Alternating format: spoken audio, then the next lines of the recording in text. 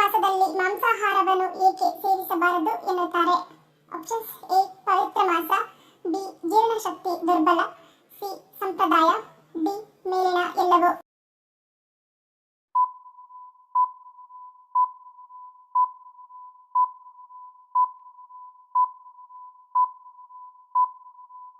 ಸರಿಯಾದ ಉತ್ತರ option A ಮತ್ತು ಬಿ. ಈ ಮಾಸದಲ್ಲಿ ಧಾರ್ಮಿಕ ದೃಷ್ಟಿಕೋನದಿಂದ ಮಾಂಸಾಹಾರವನ್ನು ನಿಷೇಧಿಸಲಾಗಿದೆ. ವೈಜ್ಞಾನಿಕ ದೃಷ್ಟಿಯಿಂದಲೂ ಈ ಮಾಸದಲ್ಲಿ ಮಾಂಸಾಹಾರ ಸೇವಿಸಬಾರದು. ಈ ತಿಂಗಳಲ್ಲಿ ಸ್ವಲ್ಪ ಮಳೆಯಾಗುತ್ತದೆ. ಪರಿಸರದಲ್ಲಿ ಶಿಲೀಂಧ್ರಗಳು ಮತ್ತು ವೈರಸ್ಗಳ ಸೋಂಕು ಹೆಚ್ಚಾಗುತ್ತದೆ. ಆಹಾರವು ಬೇಗನೆ ಹಾಳಾಗುತ್ತದೆ. ಸೂರ್ಯನ ಬೆಳಕಿನ ಕೊರತೆಯಿಂದಾಗಿ ಮಳೆಗಾಲದಲ್ಲಿ ನಮ್ಮ ಜೀರ್ಣಾಂಗ ವ್ಯವಸ್ಥೆಯು ದುರ್ಬಲವಾಗಿರುತ್ತದೆ. ಹೀಗಾಗಿ ಈ ಸಮಯದಲ್ಲಿ ಮಾಂಸಾಹಾರವನ್ನು ಸೇವಿಸುವುದನ್ನು ತಪ್ಪಿಸುವುದು ಉತ್ತಮವಾಗಿದೆ. ಮಳೆಗಾಲದಲ್ಲಿ ನೀರಿನಿಂದ ಹರಡುವ ಹಲವಾರು ರೋಗಗಳು ಇವೆ ಮತ್ತು ಪ್ರಾಣಿಗಳ ಮಾಂಸವು ಕಲುಷಿತವಾಗುವ ಅಪಾಯವಿದೆ. ಮಳೆಗಾಲದಲ್ಲಿ ಮೀನು ಮತ್ತು ಇತರ ಜಲಚರಗಳು ಸಂತಾನೋತ್ಪತ್ತಿ ಮಾಡುತ್ತವೆ. ಈ ಸಮಯದಲ್ಲಿ ಜಲಚರ ಪ್ರಾಣಿಗಳನ್ನು ತಿನ್ನುವುದರಿಂದ ಅವುಗಳ ಸಂತಾನೋತ್ಪತ್ತಿ ಕುಂಠಿತವಾಗುತ್ತದೆ. ಪರಿಸರದಲ್ಲಿ ಕೀಟಗಳು ಮತ್ತು ವೈರಸ್ಗಳ ಸಂಖ್ಯೆ ಹೆಚ್ಚುತ್ತದೆ. ಡೆಂಗ್ಯೂ, ಚಿಕನ್ಗುನ್ಯಾದಂತಹ ಅನೇಕ ರೋಗಗಳು ಬರಲು ಪ್ರಾರಂಭಿಸುತ್ತವೆ. ಇದರಿಂದಾಗಿ ಪ್ರಾಣಿಗಳು ಸಹ ಅನಾರೋಗ್ಯಕ್ಕೆ ಒಳಗಾಗುತ್ತವೆ. ಅವುಗಳ ಮಾಂಸವನ್ನು ತಿನ್ನುವುದು ಹಾನಿಕಾರಕ. ಇದರಿಂದಾಗಿ ಮಳೆಗಾಲದಲ್ಲಿ ಮಾಂಸಾಹಾರ ತಪ್ಪಿಸುವುದು ಉತ್ತಮ ಎನ್ನಲಾಗುತ್ತದೆ. ಗರ್ಭಾವಸ್ಥೆಯಲ್ಲಿ ಲೈಂಗಿಕ ಕ್ರಿಯೆಯಿಂದ ಮಗುವಿಗೆ ಯಾವುದೇ ತೊಂದರೆಯಾಗದಂತೆ ಕಾಪಾಡುವುದು ಯಾವುದು? Options: A. ಜೀವಕೋಶ, ಬಿ. ಕರುಳು, ಸಿ. ದ್ರವ, ಡಿ. ಗರ್ಭಕೋಶದ ಗೋಡೆ.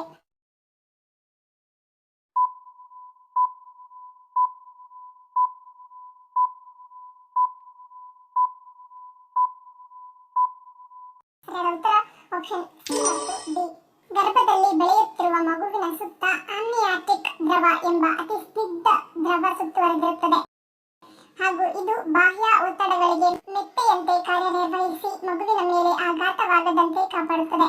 ಅಲ್ಲದೆ ಗರ್ಭಕೋಶದ ಗೋಡೆಗಳು ಸಾಕಷ್ಟು ಬಲಶಾಲಿಯಾಗಿದ್ದು ಸಾಕಷ್ಟು ಒತ್ತಡವನ್ನು ಸಹಿಸಬಲ್ಲದು. ಹಾಗಾಗಿ ಗರ್ಭಾವಸ್ಥೆಯಲ್ಲಿ ಲೈಂಗಿಕ ಮಿಲನದಿಂದ ಮಗುವಿನ ಮೇಲೆ ಯಾವುದೇ ಪರಿಣಾಮ ಬೀರುವುದಿಲ್ಲ. ಎಲ್ಲಿಯವರೆಗೆ ಗರ್ಭಕೋಶದ ಮಾಸು ಅಥವಾ ಪ್ಲೆಸೆಂಟಾಕ್ಕೆ ಸಂಬಂಧಿಸಿದ ಅಥವಾ ಅವಧಿಪೂರ್ವ ಪ್ರಸವವಾಗುವ ಸಂಭವವಿರುವುದಿಲ್ಲವೋ ಅಲ್ಲಿಯವರೆಗೆ ಮಿಲನಕ್ಕೇನೂ ಅಡ್ಡಿ ಇರುವುದಿಲ್ಲ. ಈ ಸ್ಥಿತಿಗಳು ಎದುರಾಗುವ ಸಂಭವವಿದ್ದರೆ ವೈದ್ಯರೇ ಈ ಬಗ್ಗೆ ಮುಂಚಿತವಾಗಿ ತಿಳಿಸಿ ಎಚ್ಚರ ವಹಿಸಲು ಸೂಚಿಸುತ್ತಾರೆ. ಕಲ್ಲು ಉಪ್ಪನ್ನು ಬಳಸುವುದರಿಂದಾಗುವ ಪ್ರಯೋಜನವೇನು? ಆಪ್ಷನ್: ಜಂತುಹುಳು ನಾಶ, ಬಿ. ಒತ್ತಡ ನಿವಾರಣೆ, ಸಿ. ಜೀರ್ಣಶಕ್ತಿ ವೃದ್ಧಿ, ಡಿ. ಮೇಲಿನ ಎಲ್ಲವೂ.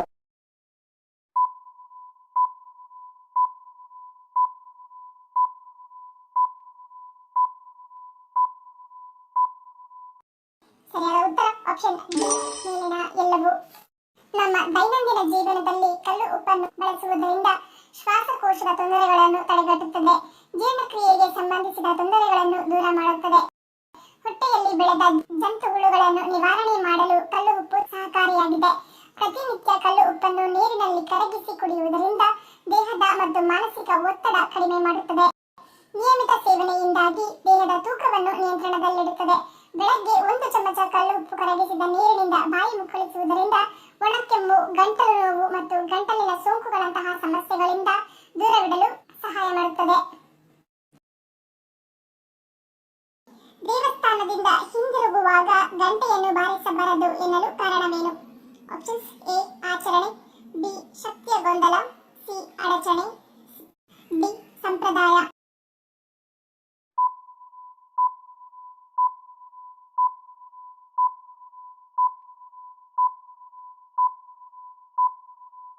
ಉತ್ತರ ಆಪ್ಷನ್ ಬಿ.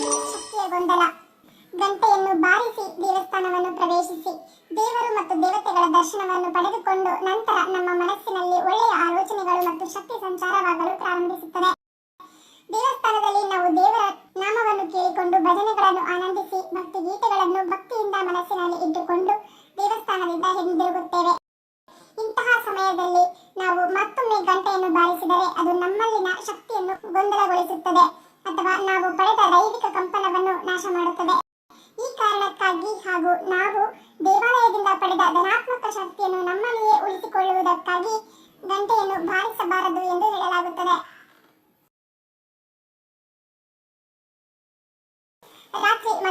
ಮುನ್ನ ಯಾವುದನ್ನು ತಿಂದು ಮಲಗುವುದರಿಂದ ಆರೋಗ್ಯ ವೃದ್ಧಿಸುತ್ತದೆ? ಆಪ್ಷನ್ಸ್: ಎ ಬೆಳ್ಳುಳ್ಳಿ, ಬಿ ಅಜ್ವೈನ, ಸಿ ಎಲೆ ಅಡಿಕೆ, ಡಿ ಏಲಕ್ಕಿ.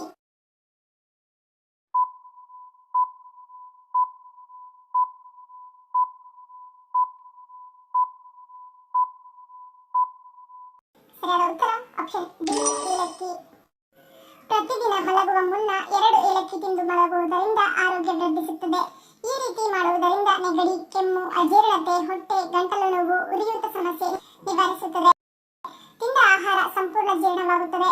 ತಿಂದ ಆಹಾರದಲ್ಲಿರುವ ಪೋಷಕಾಂಶಗಳು ಸಂಪೂರ್ಣವಾಗಿ ದೇಹಕ್ಕೆ ದೊರಕುತ್ತವೆ. ಅಷ್ಟೇ ಅಲ್ಲದೆ ನಿದ್ರಾಹೀನತೆ ಸಮಸ್ಯೆ ಕೂಡ ದೂರವಾಗುತ್ತದೆ. ಇದರ ಸುವಾಸನೆ ತೆಗೆದುಕೊಂಡರೆ ಮಾನಸಿಕ ತೊಂದರೆ ಮತ್ತು ಒತ್ತಡ ಕಡಿಮೆ ಮಾಡಲು ಸಹಕಾರಿಯಾಗಿದೆ.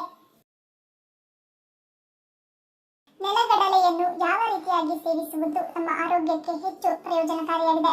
ಆಪ್ಷನ್ಸ್: ಎ ಹಸಿಯಾಗಿ, ಬಿ ಹುರಿದು, ಸಿ ಬೇಯಿಸಿ, ಡಿ ಮೇಲಿನ ಎಲ್ಲವೂ.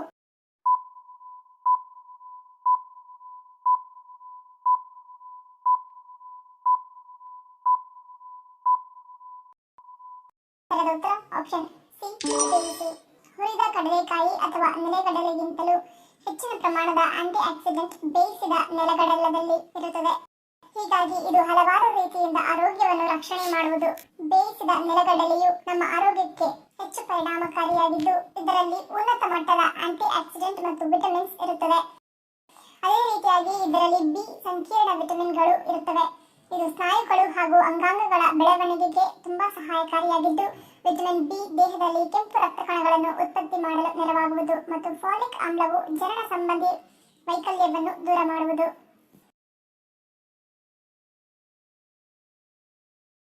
ವಿಶ್ವದ ಅತಿ ದೊಡ್ಡ ಹವಳದ ಬಂಡೆಗಳ ಸಮೂಹ ಯಾವ ದೇಶದಲ್ಲಿದೆ? Options: A Maldives, B Brazil, C Australia, D Mexico.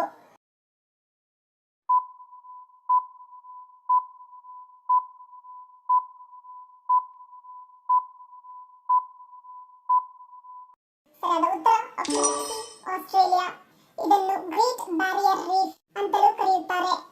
ಇದು ಪೆಸಿಫಿಕ್ ಸಾಗರದಲ್ಲಿ ಆಸ್ಟ್ರೇಲಿಯಾದ ಕ್ವೀನ್ಸ್ ಲ್ಯಾಂಡ್ನ ಈಶಾನ್ಯ ಕರಾವಳಿಯಲ್ಲಿ ಕೋರಲ್ ಸಮುದ್ರದಲ್ಲಿದೆ. ಇದು ವಿಶ್ವದ ಅತಿ ಉದ್ದದ ಮತ್ತು ದೊಡ್ಡ ಹವಳದ ಬಂಡೆಗಳ ವ್ಯವಸ್ಥೆಯಾಗಿದೆ. ಇದು ಸುಮಾರು 3,50,000 ಚದರ ಕಿಲೋಮೀಟರ್ ವಿಸ್ತೀರ್ಣವನ್ನು ಹೊಂದಿದೆ. ಇದು ವಿವಿಧ ಗಾತ್ರಗಳು ಮತ್ತು ಆಕಾರಗಳ 2,500 ಪ್ರತ್ಯೇಕ ಬಂಡೆಗಳು ಮತ್ತು 900ಕ್ಕೂ ಹೆಚ್ಚು ದ್ವೀಪಗಳಿಂದ ಕೂಡಿದೆ. ಇದನ್ನು 1981ರಲ್ಲಿ ಯುನೆಸ್ಕೋ ವಿಶ್ವ ಪರಂಪರೆಯ ತಾಣವಾಗಿ ಗುರುತುಪಡಿಸಲಾಯಿತು. ಗ್ರೇಟ್ ಬ್ಯಾರಿಯರ್ ರೀಫ್ನ ಹೆಚ್ಚಿನ ಭಾಗವು ಸಮುದ್ರ ಸಂರಕ್ಷಿತ ಪ್ರದೇಶವಾಗಿದೆ. ಇದನ್ನು ಆಸ್ಟ್ರೇಲಿಯಾದ great Barrier reef marine park authority ನಿರ್ವಹಿಸುತ್ತದೆ. ಈ ಬಂಡೆಯು ಸುಮಾರು 1,500 ಜಾತಿಯ ಮೀನುಗಳಿಗೆ ಮತ್ತು ಸುಮಾರು 600 ವಿವಿಧ ಹವಳದ ಜಾತಿಗಳಿಗೆ ನೆಲೆಯಾಗಿದೆ ಎಂದು ಅಂದಾಜಿಸಲಾಗಿದೆ. ನೀರೊಳಗಿನ ರೈಲು ಯೋಜನೆಯನ್ನು ಭಾರತದಿಂದ ಯಾವ ದೇಶದೊಂದಿಗೆ ಸಂಪರ್ಕವನ್ನು ಹೊಂದಲಿದೆ? Options: A China, B Russia, C Canada, D Dubai.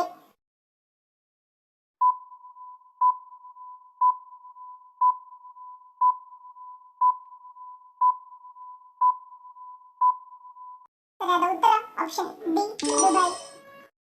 ದುಬೈನ ಡೀಪ್ ಡೈವ್ 1200 ಮೈಲಿ ನೀರಿನೊಳಗಿನ ರೈಲು ಯೋಜನೆ. ಈ ಯೋಜನೆಯು ಸಾರ್ವಜನಿಕ ಸಾರಿಗೆ ಮತ್ತು ನೀರು ಮತ್ತು ತೈಲದ ವಾಹಕವಾಗಿ ಕಾರ್ಯನಿರ್ವಹಿಸುವ ಗುರಿಯನ್ನು ಹೊಂದಿದೆ. ಇದು ಲಭ್ಯವಿರುವ ಸಾರಿಗೆ ಆಯ್ಕೆಗಳ ಒಂದು ಶ್ರೇಣಿಯೊಂದಿಗೆ ಯುನೈಟೆಡ್ ಅರಬ್ ಎಮಿರೇಟ್ಸ್ ಹೊಸತನದ ಗಡಿಗಳನ್ನು ಒಂದು ಅದ್ಭುತ ಪ್ರಸ್ತಾಪದೊಂದಿಗೆ ತಳ್ಳುತ್ತಿದೆ. ದುಬೈನಿಂದ ಭಾರತದ ಮುಂಬೈಗೆ ಸಂಪರ್ಕಿಸುವ 1200 ಮೈಲಿ ನೀರಿನೊಳಗಿನ ರೈಲು. ಈ ದಿಟ್ಟ ಯೋಜನೆಯು ಕೇವಲ ಸಾರಿಗೆ ಸಾಧನವಲ್ಲ, ಆದರೆ ಸಮುದ್ರದ ಮೇಲ್ಮೈ ಕೆಳಗೆ ಪರಿವರ್ತಕ ಪ್ರಯಾಣವನ್ನು ಕಲ್ಪಿಸುತ್ತದೆ. ಪ್ರಯಾಣಿಕರಿಗೆ ಪಾರದರ್ಶಕ ಕಿಟಕಿಗಳ ಮೂಲಕ ಸಮುದ್ರ ಜೀವನದ ಅಭೂತಪೂರ್ವ ನೋಟವನ್ನು ನೀಡುತ್ತದೆ. ಈ ಕಲ್ಪನೆಯನ್ನು ಮೊದಲು 2018ರಲ್ಲಿ ಸಾರಿಗೆಯ ಪರಿವರ್ತಕ ಸಾಧನವಾಗಿ ಪ್ರಸ್ತಾಪಿಸಲಾಯಿತು. ಇದು ಸಮುದ್ರದ ಮೇಲ್ಮೈ ಕೆಳಗೆ ಅನನ್ಯ ಪ್ರಯಾಣವನ್ನು ನೀಡುತ್ತದೆ, ಪ್ರಯಾಣಿಕರಿಗೆ ತಲ್ಲೀನಗೊಳಿಸುವ ಅನುಭವವನ್ನು ಒದಗಿಸುವುದು ಮತ್ತು ತಾಂತ್ರಿಕ ಆವಿಷ್ಕಾರಕ್ಕೆ ದುಬೈನ ಬದ್ಧತೆಯನ್ನು ಲಾಭ ಮಾಡಿಕೊಳ್ಳುವುದು ಗುರಿಯಾಗಿದೆ. ದುಬೈ ಮುಂಬೈ ನೀರಿನೊಳಗಿನ ರೈಲಿನ ನಿರೀಕ್ಷಿತ ವೇಗವು ಗಂಟೆಗೆ 600ರಿಂದ 1000 ಕಿಲೋಮೀಟರ್ ವರೆಗೆ ಇರುತ್ತದೆ. ಇದು ದೃಷ್ಟಿಗೋಚರವಾಗಿ ಅದ್ಭುತವಾದ ಪ್ರಯಾಣವನ್ನು ಮಾತ್ರವಲ್ಲದೆ ದಕ್ಷ ಸಾರಿಗೆ ವಿಧಾನವಾಗಿದೆ.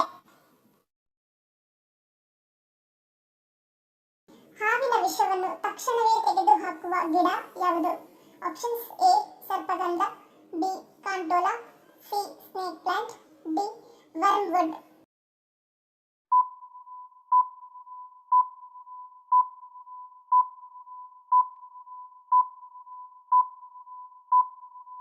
ಸರಿಯಾದ ಉತ್ತರ ಆಪ್ಷನ್ ಬಿ ಕಾಂಟೋಲಾ.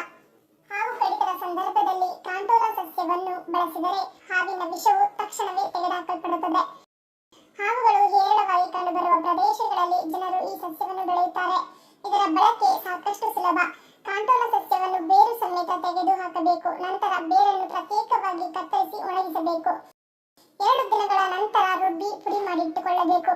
ಹಾವು ಕಚ್ಚಿದಾಗ ಈ ಬೇರಿನ ಪುಡಿಯನ್ನು ಹಾಲಿನೊಂದಿಗೆ ಬೆರೆಸಿ ಕುಡಿಯುವುದರಿಂದ ಇದು ವಿಷದ ಪರಿಣಾಮವನ್ನು 100% ನಿವಾರಿಸುತ್ತದೆ. ಧನ್ಯವಾದಗಳು. ನಿಮ್ಮ ಪ್ರೀತಿಯ ಲೈಕ್ ಕೊಟ್ಟು ಪ್ರೋತ್ಸಾಹಿಸಿ. ಇನ್ನು ಹೆಚ್ಚಿನ ಮಾಹಿತಿಗೆ ನಮ್ಮ ಚಾನೆಲ್ ಸಬ್ಸ್ಕ್ರೈಬ್ ಮಾಡಿ, ಪಕ್ಕದಲ್ಲಿರುವ ಬೆಲ್ ಬಟನ್ ಕ್ಲಿಕ್ ಮಾಡಿ. ಇನ್ನೊಂದು ಇಂಟ್ರೆಸ್ಟಿಂಗ್ ಪ್ರಶ್ನೆಗಳೊಂದಿಗೆ ಸಿಗ್ತೀನಿ. Love you all. Take care.